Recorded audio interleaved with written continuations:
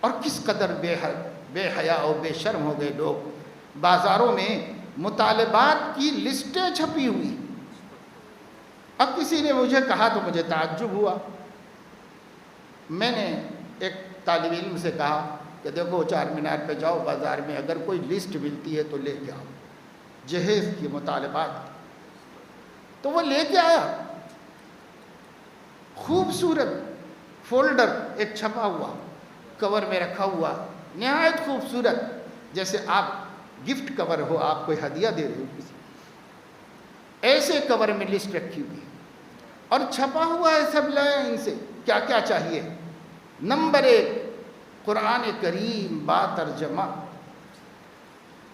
اور نمبر 2 مصلی جانماز مخملی قالی، اور نمبر 3 سے پھر وہ ساری چیزیں جو اس کے گھر کی ضرورت کی، ایک ایک چیز ضرورت کی اس میں لکھی ہوئی، ایک ایک چیز ضرورت کی لکھی ہوئی. اب بس اتنا کرنا ہے کہ کسی کو زیادہ سلیقہ نہ ہو تو خود پڑھ لے، جس کو ٹک لگانا ہے وہ ٹک لگا کے کور میں رکھ کے کسی کے ساتھ بھیج دے ان کے گھر.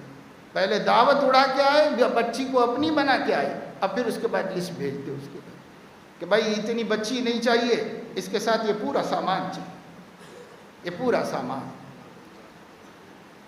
اب لوگ پڑھے لکھے ہیں، کہا جا رہا ہے کہ جو ہے ڈارک پیریڈ چلا گیا ہے، اب یہ بہت لائٹ پیریڈ ہے، روشن منور زمانہ ہے.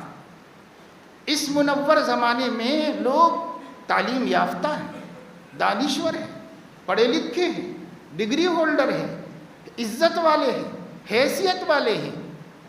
تو جہیز نہیں ختم ہوا، ابھی تک نہیں ختم ہوا، سب آ گیا، لیکن جہیز کا مطالبہ باقی، مطالبہ باقی. کبھی صحابہ میں تصور نہیں تھا کہ لڑکی کی طرف سے کچھ ملے گا. صحابہ میں کبھی تصور نہیں تھا. صحابہ یہ سمجھتے تھے کہ نکاح کرنا ہے یا رسول اللہ کیا کریں. آپ پوچھتے تھے کچھ ہے تمہارے پاس؟ کہ کچھ بھی نہیں ہے. کیسے کروں؟ کچھ بھی نہیں، گھر میں بھی کچھ نہیں. کہ ایک چمڑے کا بچھونا ہے، وہ بچھونا ہم لوگ بچھا لیتے ہیں، رات کو اسی پہ سو جاتے ہیں. تو حضور علیہ السلام نے اسی کو منگایا، اسی کو بکوا دیا، اسی کو بکوا دیا حضور علیہ السلام. حضرت علی کرم اللہ وجہہ، ان کو بھی حضور علیہ السلام نے ایک زرہ دی تھی، اور حضرت علی کرم اللہ وجہہ نے وہ زرہ فروخت کی، اور اس کے جو پیسے آئے اس پیسے سے اپنی شادی کا انتظام کیا، اپنے ولیمے کا، اپنے مہر کا انتظام کیا. اب وہ حضرت علی کی شادی کا ہی نکالے ہیں ہم لوگ بہانہ کہ حضور علیہ السلام نے ایک چکی دی تھی، ایک گڑھا دیا تھا، ایک کھاٹ دی تھی چارپائی، اور حضور علیہ السلام نے ایک تکیہ دیا تھا، اور ایک لکڑی گاڑی تھی جس کے اوپر کپڑے لٹکا سکے.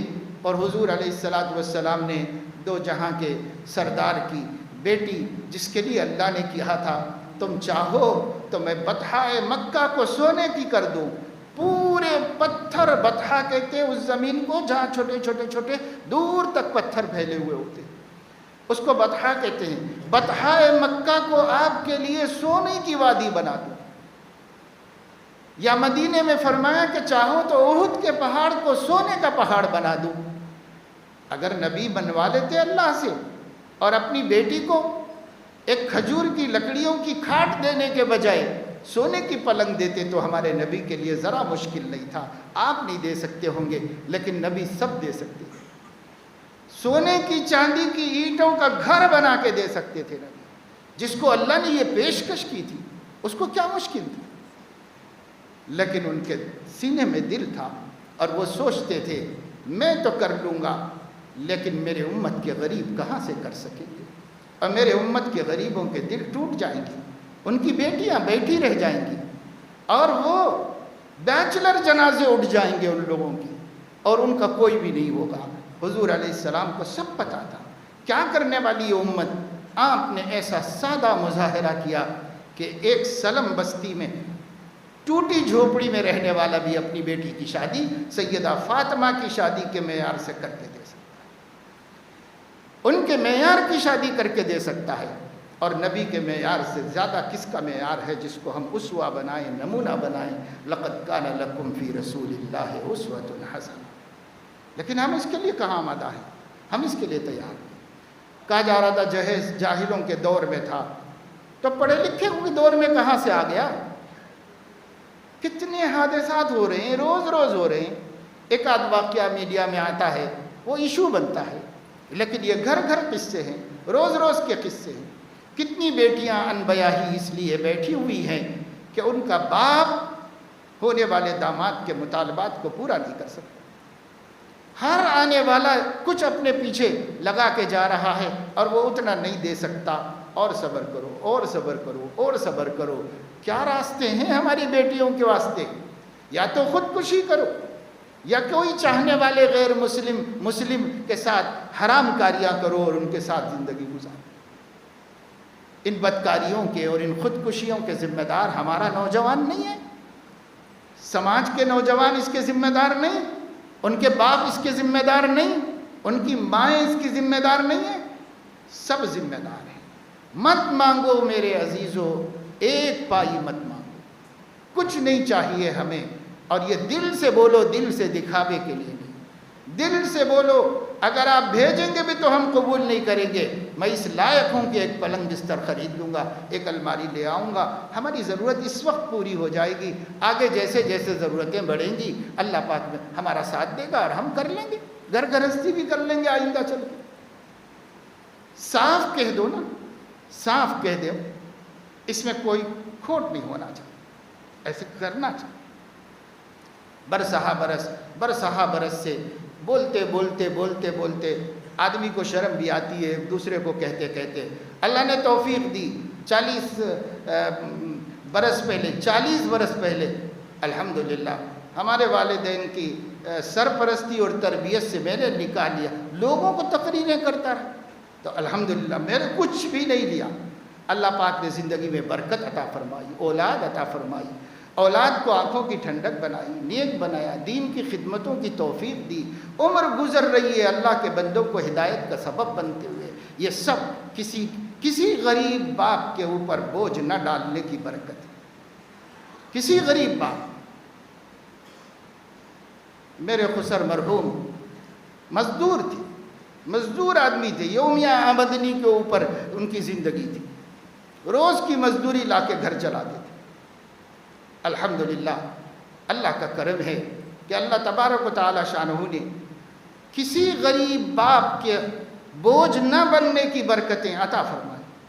اللہ نے لوگوں کے قلوب میں محبت ڈالی، اللہ پاک نے دین کی خدمتوں کے بڑے بڑے موقع عطا فرمائے۔ میں سمجھتا ہوں کہ کسی کی دعا ہے، آدمی کا کیا کمال ہے، کسی کی دعا ہے۔